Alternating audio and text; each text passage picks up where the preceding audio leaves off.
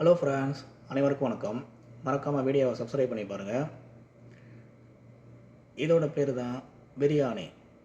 நம்ம ஊரில் பிரியாணின்ற மாதிரி சவுதி அரேபியாவில் இதுதான் பிரியாணி. இதோட பேர் கப்சா அப்படின்னு சொல்லுவோம்.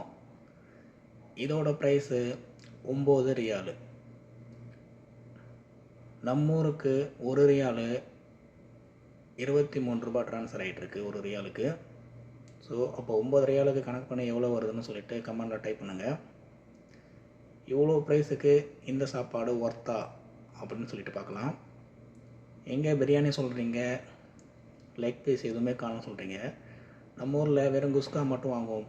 அதே போல் சேம் மெத்தட் தான் இதுவும். குஸ்கா மாதிரி தான், ரைஸ் மட்டும் தருவாங்க.